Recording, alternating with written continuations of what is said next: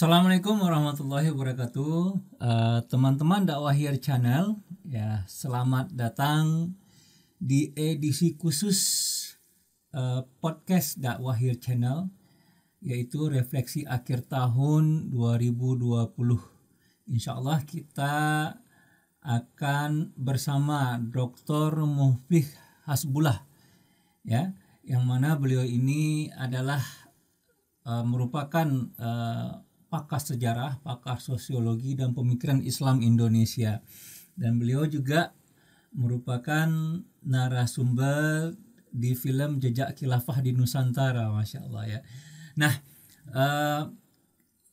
beliau juga ya, kalau teman-teman lihat bagaimana biografi beliau ya, beliau ini adalah tamatan Australian National University ya. Kalau orang-orang tuh bilang bahwasanya beliau tuh alumni Barat yang tidak dibaratkan, masya Allah. Nah, kenapa untuk refleksi akhir tahun ini saya mengundang seorang pakar sejarah, seorang pakar sosiologi? Mungkin teman-teman sudah sering ya, atau sudah melihat beberapa video atau beberapa kaleidoskop dan refleksi akhir tahun yang mengundang pakar ekonomi, pakar hukum gitu ya, yang membahas bagaimana pelaksanaan hukum yang ada di Indonesia pada tahun 2020 gitu ya, dan bagaimana prediksi hukum dan ekonomi yang akan terjadi. Nah, kita di sekarang ini adalah mengundang pakar sejarah. Kenapa pakar sejarah? Karena biasanya orang yang memperhatikan sejarah itu bisa melihat perilaku manusia dan apa yang akan terjadi. Nah, ya, insya Allah nanti di akhir kaleidoskop kita, refleksi akhir tahun kita, refleksi bersama beliau, ya kita akan meminta pendapat beliau itu bagaimana ke depannya insya Allah ya, dengan keadaan Indonesia pada saat sekarang ini.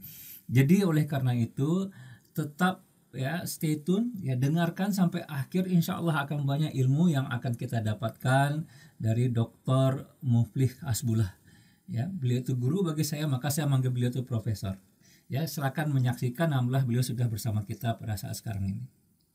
Assalamualaikum warahmatullahi wabarakatuh.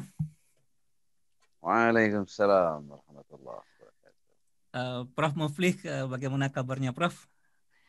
Sehat Alhamdulillahirabbil alamin. Alhamdulillah. Gamang Pak Adi, mudah-mudahan Pak Adi juga dan keluarga di Padang selalu sehat walafiat. Amin, amin, amin, masya Allah. Dan lindungan Allah Subhanahu wa Amin. Ta'ala. Begitu juga Prof, hendaknya juga sekeluarga. Amin, amin. Amin. Terima kasih banyak Prof. Suatu kehormatan mau podcast podcast khusus ya, refleksi akhir tahun dengan channel Dakwah Here, insya Allah.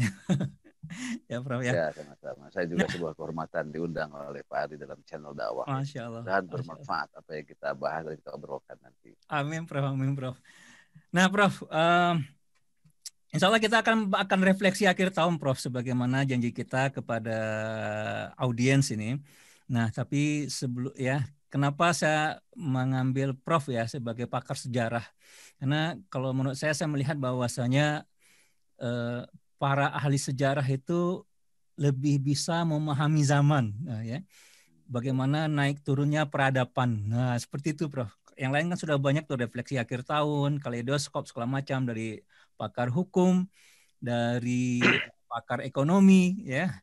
Tapi saya melihat bahwasanya yang bisa melihat masa depan itu adalah pakar sejarah, karena mereka terbiasa membaca sejarah.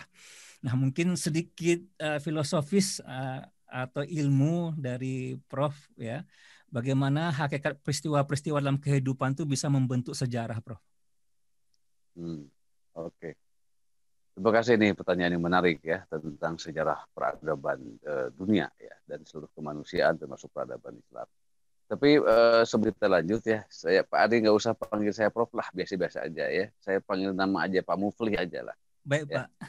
Ya, karena bang saya bukan profesor ya, walaupun di medsos itu orang manggilnya Prof semua. Guru itu ini Prof. Pertanyaan. Ya.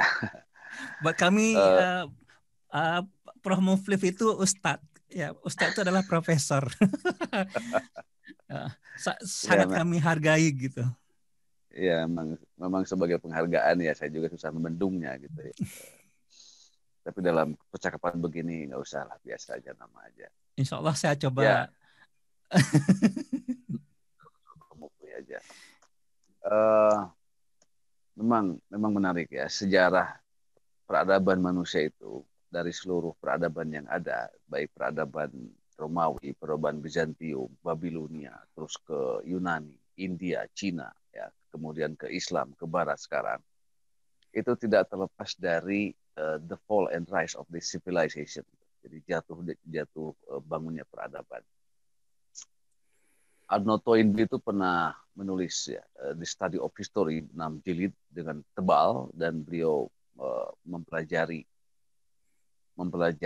jatuh bangunnya peradaban di seluruh dunia, dan dia memang kemudian menemukan sebuah teori atau mengajukan sebuah teori tentang siklus peradaban itu. Sebelumnya siklus peradaban itu juga dibahas oleh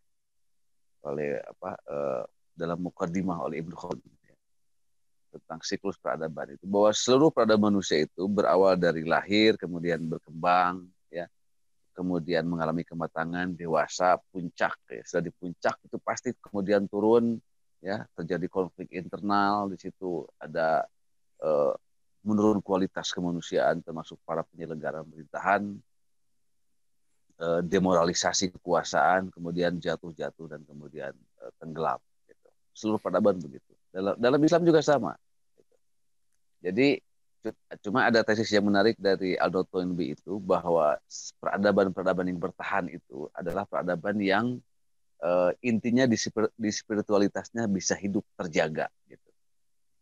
Artinya moralitas, spiritualitas, agama itu dipertahankan sebagai nilai-nilai moral dari pengendalian kekuasaan dan peradaban itu. Jadi peradaban atau sebuah kekuasaan itu bisa cepat jatuh atau sedang menuju kejatuhannya bila sudah mulai dunia itu menjadi orientasi utama, ya, kesenangan, kemewahan, kemakmuran, lupa diri, ya, kemudian kekuasaan juga menjadi otoriter, sewenang-wenang, ya, kemudian moral politics gitu is disappear, gitu, hilang. Yang terjadi adalah penindasan, kayak Fir'aun begitulah. Di puncak kekuasaan orang lupa pada moralitas, pada akhlak, gitu ya, pada agama, lalu segalanya menjadi boleh. Kata Machiavelli, the goal justifies the mean, walaupun katanya itu bukan teori sebetulnya, tapi kritik, ya, pada pemerintahan saat itu yang menghalalkan segala cara untuk mencapai tujuan. Jadi itu berlaku di berbagai sejarah dan peradaban, bahwa peradaban itu mulai menunjukkan keturunannya, penurunannya, kemudian menuju kehancuran itu bila kehilangan moralitas kekuasaan, moralitas politik gitu. Nah, kalau kita bandingkan misalnya Barat dengan khilafah gitu ya, dengan khilafah Islamiyah yang 1000 tahun lah sekitar gitu. Itu bisa, bagaimana bisa bertahan lama selama itu. Walaupun di situ ada kelemahan ya, di masa kemundurannya ada kelemahan, ada juga kekuasaan dunia yang dominan, kemudian mencari kesenangan, rebutan politik, kekuasaan dan sebagainya. Tapi itu di akhir kemundurannya gitu. Jadi moralitas Islamnya, agamanya tetap bertahan sekian lama ya, karena mereka adalah para khalifah yang dibimbing oleh Islam, oleh Al-Quran, oleh hadis, tutunan Nabi dan sebagainya. Jadi the rise and fall dan peradaban itu kena kepada semua peradaban. Tapi untuk kasus Islam, kalau kita bandingkan periodenya, itu terhitung paling lama, karena paling itulah lama, ya. Ya, karena itulah moralitasnya relatif terjaga gitu. Walaupun Oh, dalam masa kemunduran ada perebutan politik, kekuasaan, ada bunuh-bunuhan, ada itu di antara para khalifah Islam itu di masa kemundurannya. Tapi tetap kalau kita bandingkan dengan lamanya peradaban non Islam, itu bisa dikatakan sebagai yang paling lama atau lebih lama.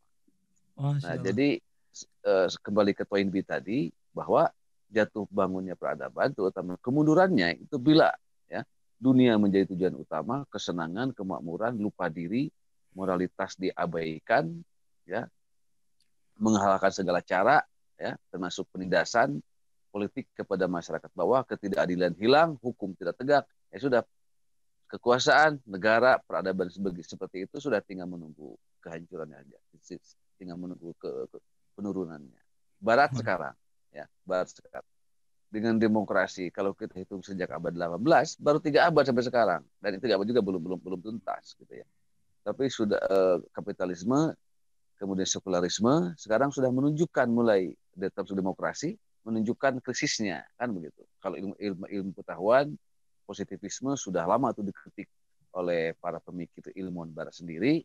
Intinya sama gitu, seperti misalnya oleh John Ofo, bahwa peradaban barat sekarang itu sudah mengalami krisis not only in material terms gitu, tapi juga spiritual term. Bukan hanya dalam aspek pembangunan fisik, materi, tapi juga dalam aspek spiritual, aspek moralitas. Karena peradaban barat dengan positivismenya sekarang itu sejak abad 20 dirasakan tidak membawa kemakmuran, ketenangan, ya, kedamaian batin manusia, tapi krisis dan krisis yang dihasilkannya. Tidak memberikan kedamaian umat manusia, krisis yang dihasilkannya sehingga terus mengalami penurunan sampai sekarang. Di mana sekarang kritik terhadap demokrasi juga sudah mulai meluas. Kalau materialisme, kritik terhadap kapitalisme, sekularisme itu sudah lama muncul. Nah, ini Itu menarik Pak. banget nih, Prof. Ya. Pak Mufli, Pak. Ya. Saya Ya, kalau yang dulu enak itu aja lah, apa terserah lah. Ya. Masya Allah. Nah, ini luar biasa ya. Kalau bagi saya orang awam lah ya kalau tentang masalah ini kan yang kayak gini nggak pernah terbaca gitu bahwasanya benar itu bahwasanya apa tadi nggak pernah sadar saya bahwasanya kekhilafan Islam itu kenapa Ya. lebih lama kan jadi pertanyaan karena emang segi moralitasnya lebih tinggi gitu.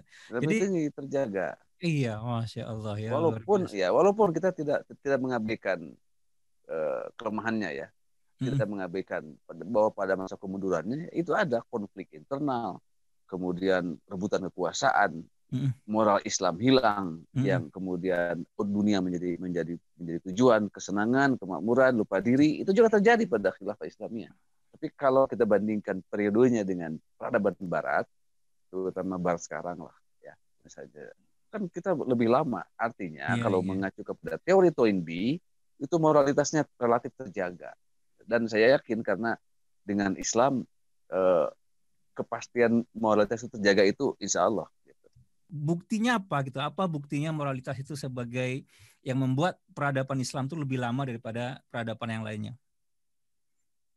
Ya, ada 3 sebetulnya ya buktinya. Pertama adalah peradaban Islam itu berlangsung lama bila dibandingkan dengan peradaban-peradaban lainnya. Jadi sejak dari Mekah ya ke Madinah, kemudian ke Damaskus, ke Cordova, terus ya ke Spanyol, sampai Baghdad, terus sampai ke Turki Utsmani. Bila direntang itu kan waktunya panjang sekali, berabad-abad, lebih lama dari peradaban yang pernah dicapai oleh Barat.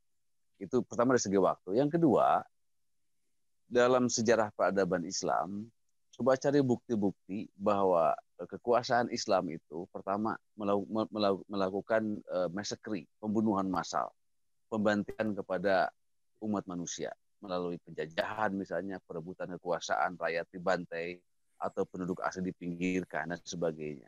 Ya, itu seluruh sejarawan Barat ataupun sejarawan Timur, Islam atau non Muslim sudah membuktikan bahwa dalam sepanjang sejarah peradaban Islam itu tidak ada itu yang namanya pembantian umat manusia itu seperti dilakukan oleh atau terjadi dalam sejarah peradaban Barat misalnya. Iya, iya, iya. Apakah itu oleh nazisme Hitler atau oleh beberapa kekuasaan lain ya, di mana banyak sekali masyarakat menjadi korban pembunuhan, pembantaian. Gitu. Apalagi yang terakhir misalnya di Rohingya, kan nggak ada itu demi kekuasaan Islam di sebuah negara atau khilafah Islamnya membantai masyarakat yang menunjukkan brutalnya kekuasaan itu tidak pernah terjadi mana gitu. Iya, iya, Ya. iya.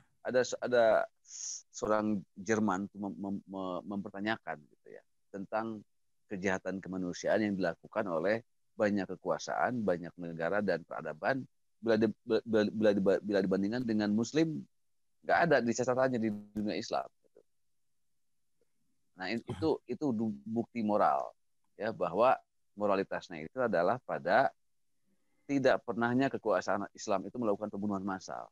Jangankan massal lah, pembunuhan dalam skala sekecil aja demi kekuasaan, demi politik, demi bertahannya hegemoni kekuasaan nggak ada itu ceritanya. Yang ketiga adalah berkahnya berkah dari peninggalan peradaban Islam itu kan peradaban Islam itu sebagai fundamen dari peradaban Barat. Jadi dari Yunani ke Islam kemudian sekarang ke Barat kan Iya, begitu. iya. Jalur peradaban itu intinya. Jadi eh, modernisme Barat, modernitas Barat itu berdiri di atas puing-puing keemasan peradaban Islam dari Mereka sudut meniru begitu berarti ya, Prof ya. mereka meniru, Mengambil membawa, gitu. mengembangkan ya dan sebagainya sehingga menjadi peradaban modern sekarang. Dan kalau tidak ada peradaban Islam sebelumnya sebagai basisnya, itu tidak akan seperti sekarang. Itu diakui oleh beberapa orientalis besar, Harjit misalnya atau Montgomery Ward, bahwa Barat berhutang besar pada peradaban Islam. Artinya inilah rahmatan lil alamin.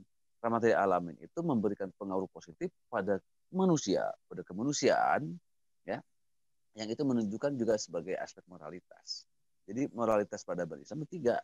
Pertama, memang lamanya lebih bertahan. Yang kedua, tidak pernah adanya ya, kasus pembunuhan massal manusia, pembantaian oleh kekuasaan Islam. Silahkan dicari dan saya tidak percaya itu ada. Ya. Yang kedua, yang ketiga adalah hikmah dari peradaban Islam itu berupa sumbangan ilmu pengetahuan yang dikembangkan oleh peradaban Islam kepada dunia Barat sekarang. Nah itu bukti bertahan, bukti Masya moralitas. Allah. Jazakallah khairan, jaza ini atas ilmunya luar biasa ini. Nah ini sebenarnya jadi apa ya? Jadi harusnya bagi para politisi, negarawan ini harus jadi pemikiran gitu ya. Sehingga nanti apa ya biar negara ini tidak jatuh atau hancur gitu ya. Kalau terlalu orientasinya terlalu duniawi, ya, tidak ada lagi moralitas gitu kan. Eh, itu akan membawa kepada kehancuran itu pasti. Nah, ini nanti juga akan jadi pertanyaan buat saya. Baik, tapi sebelum kita banyak bertanya nih, Prof, kita lihat dulu video ini, ya. Kita kilas balik, ya mungkin saya akan tanya sedikit-sedikit gitu ya. Mungkin semua sudah tahu, sudah paham lah ya dalam masalah hukum segala macam. Tapi saya nanti akan minta refleksinya, ya, tentang video berikut ini ya, yang terjadi selama 1 tahun kita. Selama tahun 2020 yang insya Allah berapa hari lagi kita tinggalkan. Baik, kita sama-sama saksikan teman-teman semua insya Allah.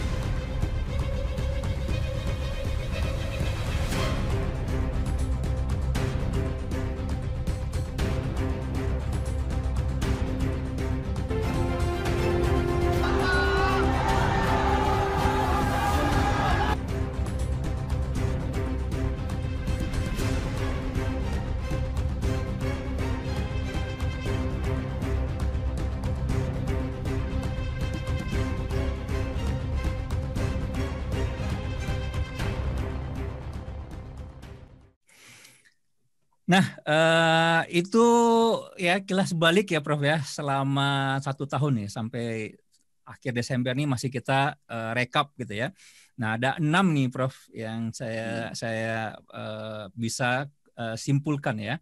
Pertama itu adalah masalah COVID ya, masalah prosesnya ya, awal-awalnya bagaimana pemerintah meremehkan, kemudian kelabakan dan seterusnya, bahkan sampai sekarang kalau kita lihat Indonesia itu masih nomor 1 kematian dikarenakan COVID di Asia Tenggara.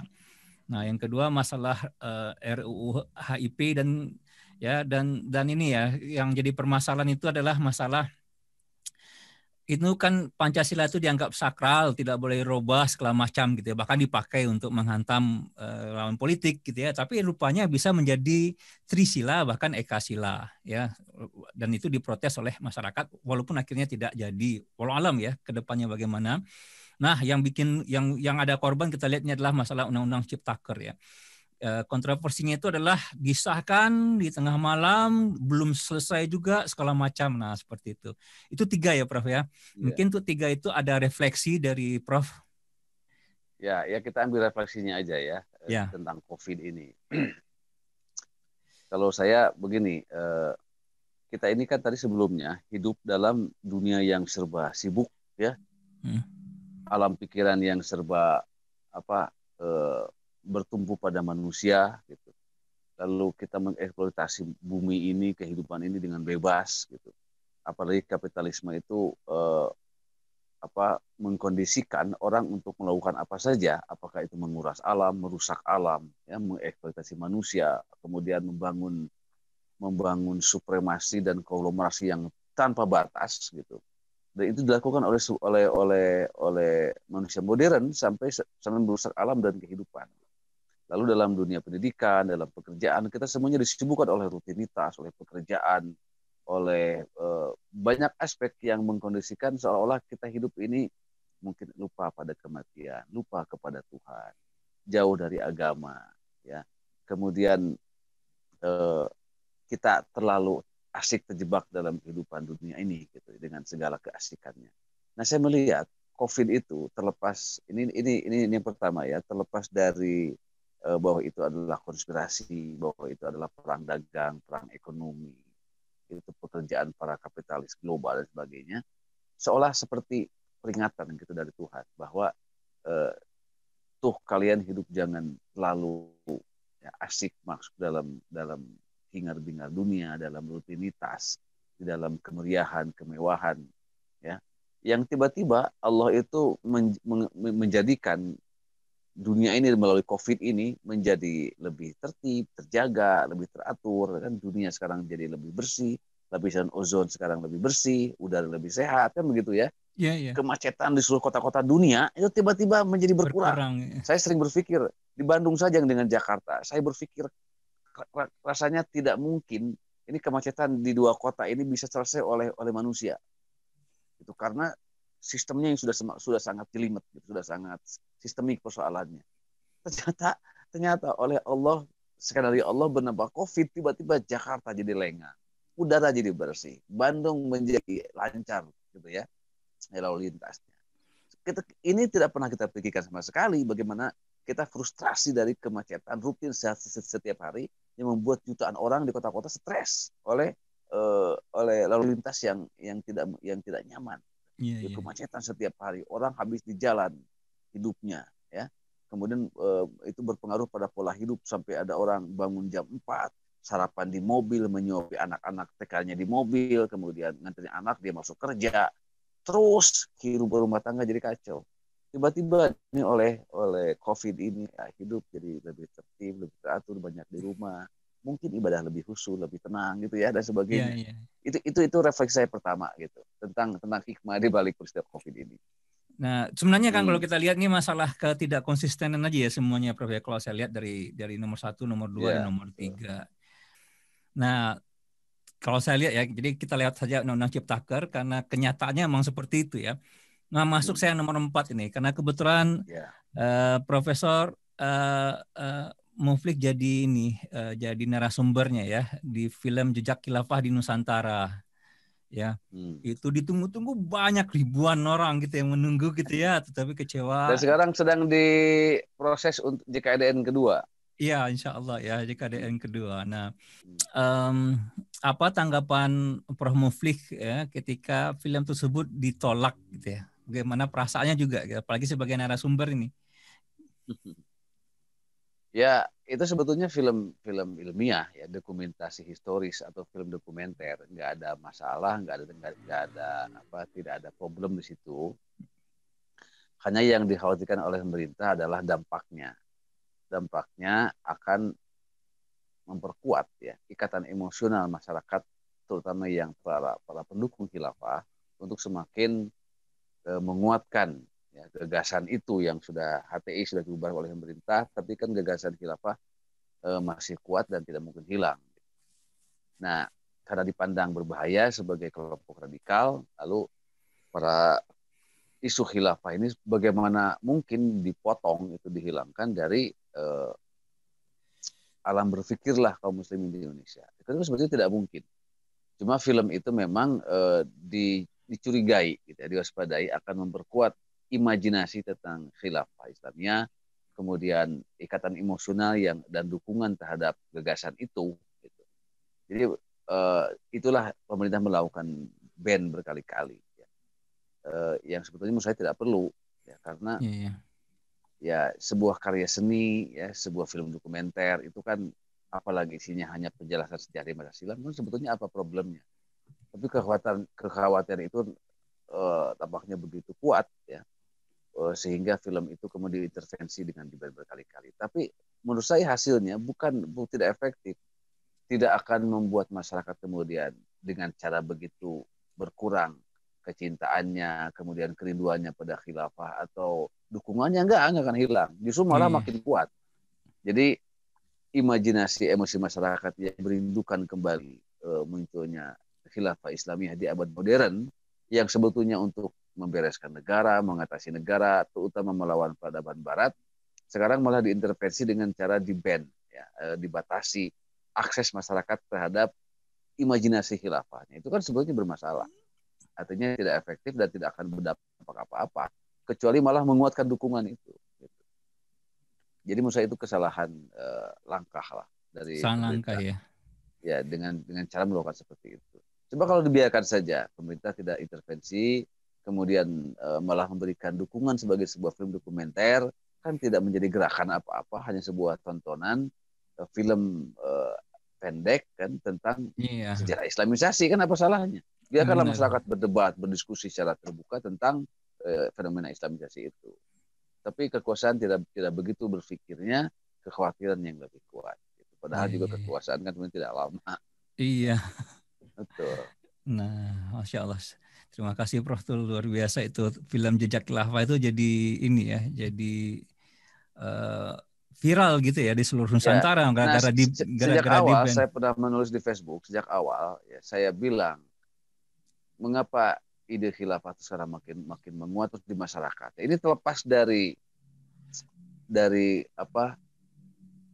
Dari kemampuannya mewujudkannya ya, atau soal realistis tidaknya ya, pikiran itu, gagasan itu ya. Kemudian tentang apakah itu utopis atau bukan, sebagai terlepas dari itu, Ya, tapi bahwa yang memperkuat gagasan itu terus berkembang dan makin menguat dan mendapat dukungan masyarakat adalah yaitu intervensi pemerintah terhadap ya, wacana publik gitu. Intervensi pemerintah terhadap gagasan-gagasan aspirasi Islam yang sebetulnya eh, tidak berbahaya, kecuali menjadi tindakan yang makar. Nah itu baru persoalan kan begitu. Jadi sebuah gagasan yang dicurigai radikal lah kalau dalam tanda kutip atau berbahaya di masyarakat, dengan cara represi pemerintah, dengan cara membatasi, dengan cara eh, memberikan sikap anti yang berlebihan, bukan malah menguatkan secara psikologis gitu. ya. Kecuali kelompok-kelompok yang memang tidak bisa diterima secara umum oleh logika kita bernegara, logika kita bermasyarakat. Misalnya PKI, itu kan Iya. sudah tidak mungkin Sudah hidup jelas lagi, gitu ya. ya, karena telah menuliskan tentara sejarah hitam Iya. dalam republik ini. Atau misalnya negara Islam, itu kan tidak konkret negara Islam itu bentuknya apa. DI misalnya, menghidupkan kembali negara Islam, DI Kartosuwiryo, itu juga sangat unimaginable, tak terbayangkan begitu. Iya. Ya, kalau khilafah kan konkret gitu, Konkret, pernah jelas gitu ada, ya. pernah muncul dalam sejarah peradaban Islam, dan konteksnya bukan negara, bukan Bukan hanya wilayah, Indonesia gitu ya. bukan hanya Indonesia, tapi kan itu Iya. dunia Islam. Iya benar Prof. Jadi itu satu hal yang konkret, um, sebagai sejarah peradaban Islam. Bagaimana mungkin akan dibendung? Bagaimana mungkin akan dihalangi aspirasi Dihilangkan gitu masyarakat ya. untuk merindukan itu? Terlepas Iya. dari terlepas dari eh, apa kemungkinan bisa diwujudkannya kembali kan begitu. Ini saya lebih analisis sosiologis, psikologis, sosiologis saja, sosiologis lah, Sikus-sikus. ya, daripada misalnya aspek normatif. Nah, itu ada dua peristiwa lagi nih Prof nih, kepulangan Habib Rizik ya. Ya, Lalu ditangkapnya beliau, lalu disusul dengan meninggalnya Laskar FPI 6 orang ya. Eh, Suhada lah kalau kita melihat dengan keadaan seperti itu ya. Walau alam bisawab ya, Allah yang lebih tahu kan, tetapi bagi kita melihatnya bahwa saya sampai sekarang tidak ada pembuktian yang ini, walau alam ke depannya bagaimana gitu. Nah, banyak yang berpikir nih para ahli hukum ya. Sementara kita kan bukan ahli hukum ya, itu extrajudicial killing. Cuman bagaimana kita ya ini sesuatu apa ya yang satu yang merobek rasa keadilan umat nih.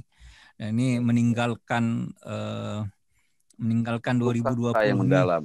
Iya, dengan rasa sedih itu ya, Prof ya. 2020 ini gitu ya. Nah, mungkin ada refleksi tentang inilah khusus dari Prof. Ya.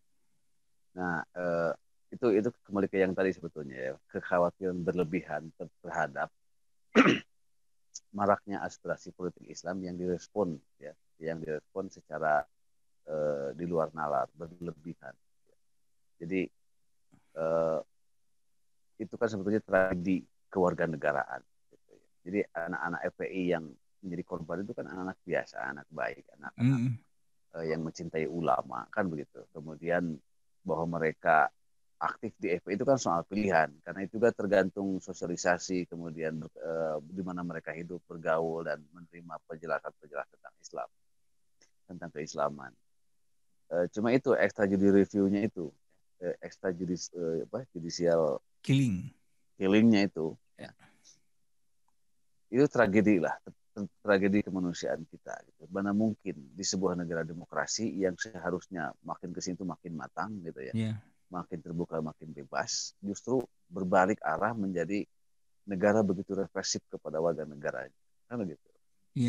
Dan sebetulnya apa yang disuarakan oleh Habib Rizik itu kan sebetulnya bukan selama ini gitu ya, dari pidato-pidato yang kerasnya, walaupun memang keras dan menunjukkan nuansa seolah-olah ke dalam keadaan berperang, tapi kan sebenarnya tidak mengkritik pemerintah, tidak makar, apalagi misalnya mengajak penggulingan atau mengajak revolusi tanpa alasan dan sebagainya, kan tidak sampai ke situ, hanya teriakan-teriakan dakwah yang memang terdengar nuansanya keras, ya, dan seperti menakutkan, tapi kan sebetulnya isinya adalah misi nahi munkar itu. Jadi saya juga tidak habis pikir ya sampai diperlakukan seperti itu, ya, sampai berlebihan gitu ya, kecuali pada organisasi yang jelas-jelas tujuannya misalnya pertama dia menolak Pancasila, kedua ingin menggulingkan pemerintah, gitu ya, lalu mendirikan negara dengan melaksanakan syariat Islam, gitu ya. Itu agak logis kalau dihabisi oleh pemerintah, gitu, yang merasa terancam.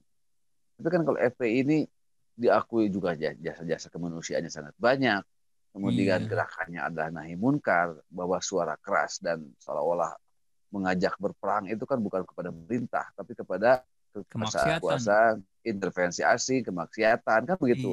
Semua hal yang merusak negara sebetulnya. Membantu malah gitu ya. Malah membantu sebetulnya. Iya benar. Itu membantu ketidakmampuan negara memberantas kejahatan, kan gitu. Nah, itu bisa diperankan oleh FPI. Tapi karena sudut pandang lain, pandangan politik kekuasaan melihatnya sebagai sebuah kelompok yang berbahaya, gitu, kelompok radikal. Padahal kata Rocky Gerung, 10 tahun terakhir ini FPI sudah berubah drastis, gitu. Tidak lagi kan gitu, tidak lagi menunjukkan dirinya dengan wajah radikal, tapi bahwa kelompok dakwah nahi munkarnya masih tetap bertahan. Tapi kan radikalismenya menjadi hilang, gitu. Artinya kita juga harus berubah cara pandang untuk tidak melihatnya sebagai sebuah kelompok berbahaya, kan begitu harusnya. Tapi dan mengapa Habib Rizik itu pulang ke Indonesia sambutannya seperti itu? Kan kalau kata Din Samsudin ya, itu kan bukan karena Yusuf Kala, itu kan karena cermin dari kekosongan figur pemimpin yang menjadi panutan masyarakat.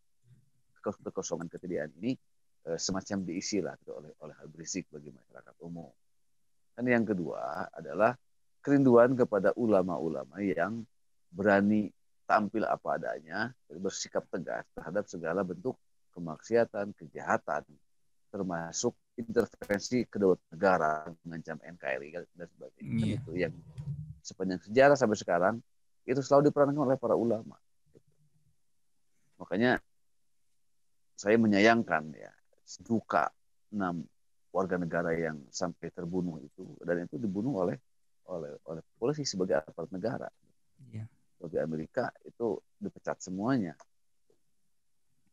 Ya, kita masih menunggu proses yang sedang dilakukan karena sekarang ini berita terakhir 30 orang sedang diperiksa sudah 30 orang oleh Komnas HAM, dan pernyataan Mahfud MD, pemerintah tidak akan ikut campur, silakan oleh Komnas HAM diteliti, mudah-mudahan betul Komnas HAM independen Insya dalam Allah, insya Allah. melakukan penyelidikan kemudian menjelaskan hasilnya, yang Ya. diantaranya adalah harus menerima kalau pemerintah telah melakukan pelanggaran hak asasi manusia. Ya, ya. Nah, yang jadi masalah nih, Prof, ya kan, iyalah umat kecewa ya istilahnya seperti itu ya. Cuma sekarang ditakut-takuti lagi gitu, dihidup-hidupkan lagi isu radikalisme dan terorisme. Bahkan itu ya ada pernyataan pejabat menyatakan yang namanya radikal itu adalah orang yang mabuk agama, seperti itu ya. Dan terus terang yang jadi apa ujung tembaknya itu adalah umat Islam gitu. Ya, mabuk agama. Maksudnya mabuk agama itu maksudnya definisinya itu bagaimana itu kira-kira, ini yang terakhir nih refleksi kita nih terhadap berita-berita yang tengah terjadi. Karena ke depan tuh kita kan mau bagaimana memproyeksikannya ke depan itu, Prof, yang saya pengen tahu sekali nih dari kalau dari pakar sejarah itu bagaimana memproyeksikannya ke depan. Sebetulnya istilah mabuk agama itu keluar dari mulut orang yang tidak tahu agama. Karena orang tuh kalau menghayati agama sebagai pedoman hidup ya, sebagai jalan keselamatan, sebagai hidayah dari Tuhan, sebagai way of life dan sebagainya. Justru makin dalam kepada agama itu makin mabuk gitu. Jadi mabuk agama itu ini kalau saya pandangan netral ya, satu kondisi psikologis yang wajar gitu dan bahkan dirindukan oleh setiap hambanya. Para sufi itu adalah orang-orang yang mabuk agama, mabuk kepada Tuhan, kerinduannya kepada Tuhan itu luar biasa. Gitu. Tapi tentu saja mabuk agama di sini itu maknanya negatif gitu ya. Orang yang berlebihan menjadikan agama sebagai jalan keluar atau jawaban atas segala macam kehidupan, semacam begitu. Kebalikan selalu kepada agama, selalu menggunakan agama. Nah, ini kan bagi Muslim problematis karena ya Islam itu sebagai way of life pasti akan dilibatkan dalam berbagai urusan kehidupan. Kan gitu. Jadi mabuk agama itu aja menurut saya pernyataan yang keluar dari orang yang tidak tahu agama, tidak menghayati agama, karena orang yang mendalami agama itu makin dalam itu makin mabuk gitu secara psikologis. Seharusnya seperti itu ya. Seharusnya, dan itu adalah gejala psikologis yang wajar. Tapi mabuk agama dalam pengertian agama jadi ancaman, ya itu kan oleh kelompok yang melihat agama sebagai ancaman. Ya, mungkin itu masuk elemen-elemen pemerintah yang diisi oleh orang-orang sekuler bisa begitu. Jadi itu pernyataan dari sekularisme yang melihat agama sebagai ancaman. Nah, Prof, ya, ini ya, jadi ya 6 orang meninggal gitu kan tanpa ada proses proses pengadilan dan seterusnya kan, itu memang secara logikanya extrajudicial killing ya. Di Amerika aja satu orang George Floyd meninggal itu sampai ribut seluruh ininya gitu. Nah di Amerika. seluruh Amerika ya. Kita Amerika mungkin itu. ya kita juga ribut mungkin, tapi mungkin umat Islam itu pemaaf kali ya, Prof, atau bagaimana, Prof? Kalau Prof boleh Itu beda konteks itu. beda Beda konteks konteksnya. ya. Kalau George Floyd itu isunya rasialisme. Oke. Jadi di Amerika itu sampai sekarang belum terbebas dari isu-isu rasialisme yang menerpa dirinya. Iya, iya. Beberapa warga negara Amerika masih saja kena dibunuh tanpa alasan yang jelas karena hanya kebencian rasial gitu. Yaitu kebanyakan korbannya adalah kulit hitam. Iya, iya, iya. Apalagi kalau kulit hitam itu juga banyak yang black Muslim gitu ya. Iya, iya. Nah, dari sejak abad 19 ya sampai sekarang 21 belum hilang itu isu rasialisme. Jadi kebencian rasial kulit putih terhadap kulit hitam itu masih bercokol tuh dalam sebagian warga Amerika kulit putih itu masih sampai sekarang dan merasa mereka lebih unggul, lebih maju, lebih hebat. Oke. Nah, kalau boleh kayak gini, Prof, ya, apakah umat Islam, terutama umat Islam Indonesia itu boleh dikatakan lebih beradab lah? Mereka masih pengen melihat proses hukum dijalankan. Nah, kan seperti itu ya. Misalnya kan kayak kalau Habib Rizik itu kan sebenarnya kalau bilang ketika orang 212 itu datang rame ya. Kan Ada jutaan. tiga ya, ada tiga kasus yang membuat yang menunjukkan umat itu sangat beradab dalam berpolitik. Satu, dihapuskannya Piagam Jakarta digantikan oleh Pancasila. Itu memang kesepakatan, ya. Kesepakatan pada founding fathers kita. Tapi kelompok-kelompok yang kecewa, ya, itu sebetulnya bisa mempersoalkan lebih dalam dulu, ya, Iya. ketika itu disepakati dan tidak diterima oleh misalnya masyarakat. Memang Kartosuwiryo menunjukkan kekecewaannya dengan mengklaim atau memproklamirkan negara Islam. Gitu. Tapi dia kan niatnya memproklamirkan negara Islam itu bukan makar, gitu. Tapi kekecewaan kepada Republik, kepada Soekarno, kepada kekalahan aspirasi politik Islam di tingkat struktural, lalu dia memproklamirkan negara Islam DITI sebagai aspirasi ingin mewujudkan masyarakat Islam hidup dengan syariat Islam, kan begitu sebetulnya. Iya. Bahwa ada gonjang-ganjing politik dan proses sejarah yang mengikutinya itu beda lagi persoalan. Itu yang pertama. Jadi sejak dihapuskannya Piagam Jakarta sampai sekarang, kemudian Indonesia hidup di bawah Pancasila, tetap damai sampai sekarang. Tidak ada perang saudara, tidak ada perang antar agama dan sebagainya. Yang kedua, waktu HTI dibubarkan, ya itu kan jutaan tuh anggotanya, pendukungnya. Kalau mau sebetulnya kan bisa saja mereka berontak dengan senjata, kudeta, lalu terjadi perang berdarah. Kalau mereka dikatakan adalah radikal. Tapi kan tidak itu yang terjadi. Ketika mereka dibubarkan, mengambil jalur hukum, proses pengadilan, dan setelah kalah malah bersujud. Gitu, bersujud. Sekarang, dan sampai sekarang tidak ada menunjukkan aksi-aksi radikalisme dari para pendukung khilafah atau mantan anggota HTI sampai sekarang. Itu kan bisa jadi dikatakan pemaaf atau dewasa atau ya dewasa lah dalam berpolitik misalnya. Walaupun aspirasinya dianggap radikal. Yang ketiga FPI. Kan kalau kita lihat atau dengarkan pidato-pidatonya, ceramah-ceramahnya Habib Rizik, ya, revolusi, Allah Akbar kan begitu. Lalu ada beberapa ancaman dari para ulama, bila terjadi lagi persekusi kepada ulama, tunggu ini pemerintah bisa tumbang, atau umat Islam akan melawan, atau masyarakat Islam yang pernah tergabung dalam 212 misalnya menjadi sebuah energi untuk bersatu kembali melawan kekuasaan pemerintah yang sewenang-wenang. Tapi kan juga tidak terjadi. Sekarang Habib Rizik ditahan, masyarakat menunggu saja proses hukum yang sedang dijalankan. Kan gitu. Bahkan 6 anggotanya dibunuh ya oleh oknum polisi, juga tidak melakukan perlawanan fisik, melakukan peperangan. Padahal itu kan jelas penganiayaan, pembunuhan, pelanggaran hak asasi manusia. Nah dari sini ini sebetulnya keunggulan umat Islam dalam berpolitik gitu ya. Jadi mereka bisa menahan diri dari tindakan radikal ya, walaupun kekesalan kebencian itu makin mengut-mengut, tapi mereka masih bisa menahan diri. Tapi bahayanya bila itu terus-terusan diperlakukan seperti itu, bisa jadi satu saat meledak menjadi bom waktu yang bisa ditahan, kan begitu. Kalau sudah pada waktunya. Sekarang alhamdulillah masih bisa menahan diri, masih bersabar, masih menghormati proses hukum dan sebagainya. Ini kan sebetulnya teladan dan fakta kepada umat non-Muslim, menunjukkan bagaimana orang kaum muslimin di negerinya sendiri, di rumahnya sendiri, bangsa muslim terbesar, dianiaya, dipersekusi, mereka tidak melakukan makar, tidak melakukan kudeta, tidak melakukan perlawanan bersenjata, ya, revolusi, kan enggak. Ini menurut saya kekayaan hasanah dari aspirasi politik Islam yang ternyata bisa berdamai dengan situasi, berdamai dengan hukum.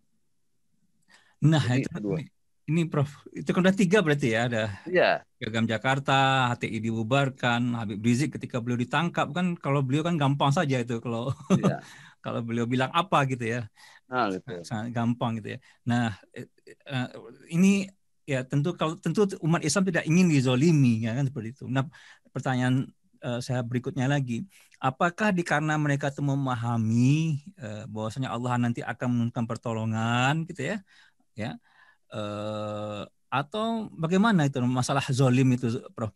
Nah, ada pertanyaan buat saya nih, apakah kezoliman itu pasti akan jatuh atau bagaimana gitu? Karena memang yang sekarang ini sangat menyesak di hati gitu ya bagi sebagian umat Islam, apalagi dituduh radikal, dituduh teroris, sudah dizalimi, ya, misalnya seperti itu.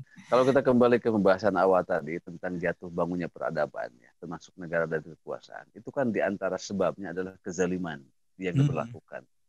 Kezaliman itu dalam bentuk misalnya kekuasaan sewenang-wenang, mengalahkan segala cara, terutama menyakiti rakyat, kan gitu. Nah, kezaliman itu dari mana ukurannya? Ukurannya satu aja sebetulnya. Rakyat yang tersakiti, apakah oleh janji-janji palsu, apakah oleh ketidakadilan, oleh hukum yang salah, yang pilih kasih, kan gitu, oleh represi politik dan sebagainya, sehingga masyarakat merasakan sakit hati justru oleh adanya pemerintah, oleh para pejabat tinggi, oleh oknum-oknumnya, oleh kekuasaan. Nah, jadi ukuran kezaliman penguasa atau pemerintah itu adalah banyaknya rakyat yang tersakiti. Tinggal dihitung saja sekarang berapa persen atau berapa banyak rakyat yang tersakiti. Kita nggak bisa menghitungnya karena itu persoalan rasa, persoalan hati. Tapi secara fenomena umum, ya, kita bisa melihat betapa tindakan-tindakan pemerintah ini banyak yang menyakitkan masyarakat, terutama dari aspek ketidakadilan, gitu, kepada negara yang dieksploitasi oleh intervensi asing, tapi digunakan oleh warga negara sendirinya bermasalah, kan gitu. Sudah hilangnya kesempatan warga negara memiliki kemakmuran negerinya sendiri. Itu kan ketidakadilan, apalagi soal hukum misalnya, ya, perlakuan terhadap warga negara yang dalam aspek hukum itu sudah semacam sudah jadi kesepakatan bersama lah, tajam ke atas, tajam ke bawah, tumpul ke atas, kan tumpul begitu. Ke atas, benar. Nah, jadi menurut saya kalau secara teoritis hati-hati aja pemerintah yang sudah dirasakan zalim oleh masyarakat, tinggal menuju kehancurannya, ya, pasti itu akan tumbang. Makin banyak yang tersakiti, tumbang tuh makin dekat. Minimal jelas tidak terpilih lagi dalam pemilu karena itu ada batasnya. Iya. Apalagi zaman keterbukaan sekarang gitu ya, Prof ya. Zaman keterbukaan, masyarakat itu pintar gitu. Mereka menjadi jurnalis sendiri mereka. Mereka bisa menyimpulkan sendiri kan seperti itu ya. Citizen journalism, ya. Citizen journalism. Journalism memang sekarang jadi. Masya Allah, Prof. Luar biasa, Prof. Sudah banyak. Ini yang terakhir nih, Prof. Ini ada kuliah Prof. Ini kita ke depan lagi. Ini kita sudah melihat ke belakang ya. Kita sudah jelas lah ya. 2020 apa yang terjadi, ya apa yang dirasakan. Tadi saya sebenarnya juga sebagian curhat kepada Prof itu. Nah, ke depan ini yang paling penting, Prof ya.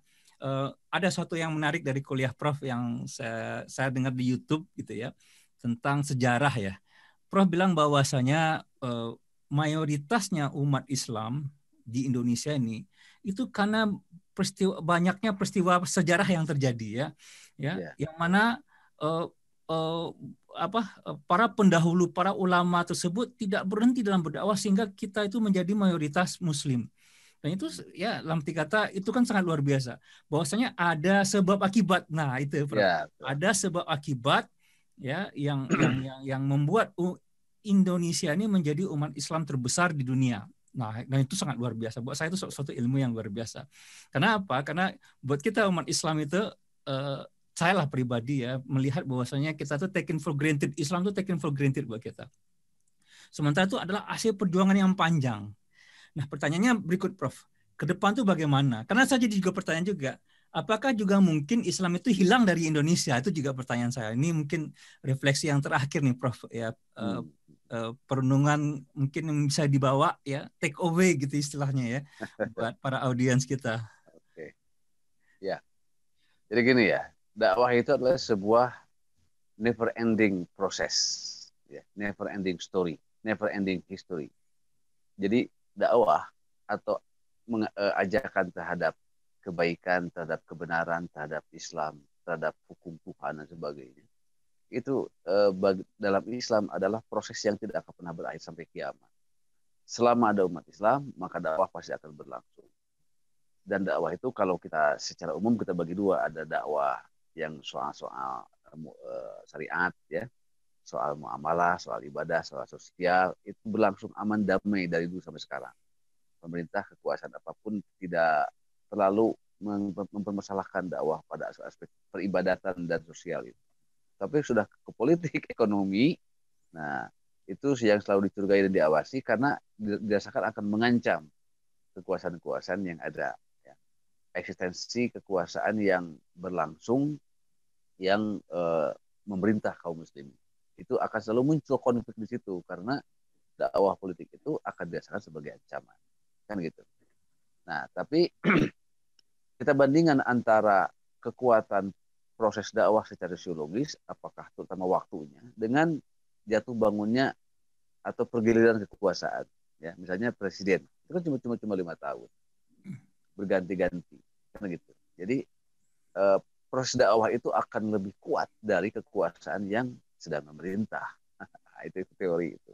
Pasti itu. Karena proses dakwah adalah never ending history, sementara kekuasaan berganti-ganti hanya 5 tahun atau 2 kali ya 10 tahun kan begitu. Jadi kalau sekarang misalnya umat Islam dalam pemerintahan sekarang dirasakan merasa ditolimi, merasa tersakiti, gitu ya? merasa dipersekusi sangat berat, ormas Islam yang dibubarkan dan belum pernah terjadi sepanjang sejarah Indonesia modern dan sebagainya. Menurut saya itu mungkin ujian saja, ujian kesabaran. Karena begini biasanya sebuah negara itu akan bangun kembali lebih kuat setelah mengalami krisis. Sebuah negara itu akan bangun lebih kuat setelah mengalami ujian-ujian berat. Kalau bagi umat Islam, ketika Islam makin banyak dipersekusi, makin banyak ditekan, makin dipresi, insya Allah Islam negara itu akan lebih kuat. Karena Islam itu ibarat per, makin banyak ditekan, dia tekan ke atasnya makin kuat. Makin banyak tekan, perlawanan makin kuat, kan begitu itu teorinya. Jadi kalau menurut saya, kalau mau ya melihat ke depan, sebetulnya dengan kondisi Islam yang sekarang itu berbahagia. Karena sebetulnya ini secara psikologis tanda-tanda Islam akan lebih maju ke depan. Gitu. Sekarang misalnya gini, gejala yang sangat konkretnya, di mana-mana hasil dakwah itu adalah gelombang mu'alaf ya, di Barat, Amerika, Eropa sekarang kan makin luas. Islam makin diterima oleh berbagai kelompok manusia di muka bumi. Artinya kebenaran Islam yang dirasakan. Gitu. Tapi ya itu semakin banyak dirasakan kan makin menguat, menguat, makin menimbulkan kecurigaan dan antisipasi lawan atau non Muslim untuk mengantisipasi. Sementara Islam sendiri tidak bisa dibendung sebetulnya, kan gitu. Iya. Karena dia kebenaran ya, Prof ya. Ya itu kebenaran. Yang akan hilang itu dia seperti dinyatakan oleh Allah itu adalah ilmu yang akan dicabut dari para ulama, kan begitu. Iya. Tapi kalau dakwah Islamnya tidak akan pernah hilang. Masya Allah. Hilangnya ya nanti pada hari kiamat. Sampai kapan kiamat kan kita juga tidak tahu, tidak bisa menghitung ya, dan tidak bisa menentukan. Itulah. Jadi begini, saya juga pernah menulis bahwa Islam itu hanya akan maju dan berkembang bila dibesarkan dengan ancaman, dengan persekusi, dengan penindasan. Justru itu gairah yang akan hidup untuk membuktikan mana yang betul, mana yang tidak. Masya Allah, seperti Pak Ardi ini buat podcast, berdakwah. Coba kalau tidak ada tantangan kan tidak akan jadi begini, kan gitu. Benar. Masya Allah. Masya Allah, Bro. Jadi umat Islam itu besarnya isu oleh tantangan, bukan oleh kenyamanan. Bukan oleh kenyamanan ya. Bukan. Karena gini, Islam itu kan agama kebenaran dan mengusung kebenaran. Di mana-mana yang namanya memperjuangkan kebenaran pasti akan banyak musuh dan akan dimusuhi. Di mana-mana itu. Seluruh dunia di muka bumi dari tingkat individu sampai tingkat negara. Jadi bila dimusuhi, sebetulnya banyak musuh berbahagialah. Tanda bahwa kebenaran kita itu sebetulnya menyinggung banyak orang. Masya Allah. Oh, itu membuat ketidaknyamanan kelompok-kelompok non-muslim. Iya, benar. Mereka yang tidak bisa menerima kebenaran. Benar, Prof. Prof, Masya Allah, itu hadiah ya, hadiah di akhir tahun gitu ya, dari Prof buat saya pribadi gitu dan buat audiens kita, Insya Allah. Insya Allah kita tuh punya optimisme ke depan ya, bahwasanya ini Insya Allah akan membuat kita lebih kuat lagi ke depan. Insya Allah, kita harus optimis. Gitu ya, gini dalam teori krisis ya, saya pernah menulis di Republika, bahwa banyak bangsa-bangsa, negara-negara dalam sejarah gitu ya, itu majunya, berkembangnya setelah mengalami krisis yang berat gitu. Iya. Dengan krisis itu kan dalam bahasa agama ya ujian. Jadi kalau sekarang umat Islam merasa dizolimi, merasa disakiti, merasa aspirasi banyak ditindas, banyak dipersekusi, banyak disakiti lah. Ya berbahagialah. Itu tanda-tanda Islam akan lebih besar di muka bumi ini. Insya Allah, insya Allah. Karena Masya besar Allah, ini. Prof. Itu mungkin akhir dari podcast kita nih, Prof. Ya, Iya. jazakumullah khairan jazai. Nah, itu sangat luar biasa karena saya jujur gitu ya, kalau melihat refleksi dari pakar ekonomi, ya bulan Februari kita bakalan resesi dan segala macam. Itu malah bertambah Iya. ini ya. Ya, dari hal hukum kita sama memburuk, Masya Allah. Nah, makanya kenapa saya tertarik gitu ya, karena Prof bilang kayak gitu, ke depannya bagaimana? Karena pakar sejarah itu bisa melihat, bisa meneropong masa depan. Nah, itulah inti dari Itu. podcast kita. Insya Allah jadi Nah, hadiah. fakta sejarah yang bisa meneropong masa depan itu saya jelaskan tadi melalui teori krisis. Di dalam Teori krisis sejarah, ya. negara-negara yang pernah mengalami krisis justru akan menjadi lebih baik. Iya, iya, iya. Ya. Yang Oke. kedua, kalau banyak pakar yang pesimis tentang masa depan Indonesia, itu karena berpikirnya oleh otak sendiri, pikiran sendiri, Iya, iya, tidak iya. melibatkan Tuhan, tidak yakin kepada Allah dan sebagainya, kan begitu Iya, sederhananya lah benar. dalam Iya, iya. bahasa dakwahnya. Gitu. Masya Allah, Masya Kalau Allah. umat Islam, kalau Islam punya Tuhan, punya Punya Allah, Tuhan, punya ya Allah ya, hidup Bro. ini yang mengatur Allah, apalagi kita di pasar dan optimis. Masya Allah, Masya Allah. Saya kira gitu aja lah. Prof, terima kasih banyak-banyak. Semoga jadi kebaikan buat Prof ya, dan Sama-sama Pak Adi. buat kita semua juga, insya Allah. Mudah-mudahan insya Allah kita akan lanjut terus ya podcast ya khusus ya dengan Prof Muflih Hasbullah ya, Prof ya. Ya, Hasbullah Hart. Hart itu nama Belanda ya, Prof ya? Bukan, itu nama orang tua saya. Oh, Hart, oke. Baik, teman-teman semua, terima kasih banyak-banyak sudah mengikuti podcast ini. Mudah-mudahan insya Allah jadi kebaikan buat kita semua. Amin. Ya. Dan juga insya Allah di tahun 2021 menjadi optimisme buat kita ya, bahwasanya kita akan menjadi lebih kuat lagi sebagai umat Islam gitu ya. Karena apa? Ini adalah ujian untuk menempa keimanan kita ya, Prof ya, untuk menempa kekuatan kita insya Allah. Oke. Demikian saja ya. Terima kasih banyak sudah mendengar ya, memperhatikan. Kalau ada salah mohon maaf, dan terima kasih banyak kepada guru kita ya, Dr. Muflih Hasbullah Hart gitu ya, yang telah bersedia menyediakan waktunya untuk kita. Wabillahi taufiq wal hidayah. Fastabiqul khairat. Assalamualaikum warahmatullahi wabarakatuh. Waalaikumsalam.